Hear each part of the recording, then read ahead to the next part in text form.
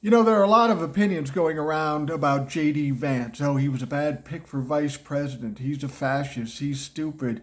He's evil. And all those things are true.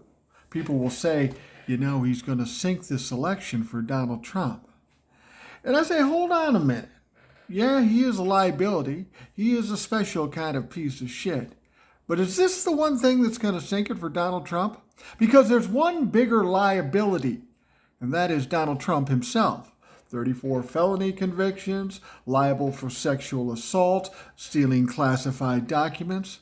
I mean, there's been no worse candidate for president from a major party than Donald Trump. Never in the history of this country has there been a worse candidate. In other times and other parts of history, he wouldn't even be considered as a candidate because he's such damaged goods. It's just in line with everything what Donald Trump does. He fucks up, he makes bad choices, he says the wrong things, so he picked J.D. Vance as a vice president. Who's surprised? All this motherfucker does is fuck up, make bad choices. When it comes to November, J.D. Vance is not going to be of much help, but the real loss will be laid on the shoulders of Donald Trump. He is a horrible candidate. He's a horrible human being, and that's why he will lose the race.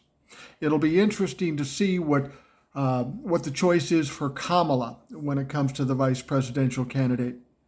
And I've always said, no matter who she picks, she's going to make a good choice. But no matter who she picks is going to be overshadowed by this force of nature we now know as Kamala Harris.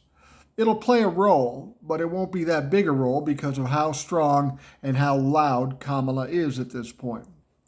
So Donald Trump can whine and cry over J.D. Vance, but he would have lost anyways, no matter who he picked.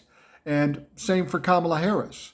She's got every possible good choice, and no matter who she picks, she's going to kick Donald Trump's ass.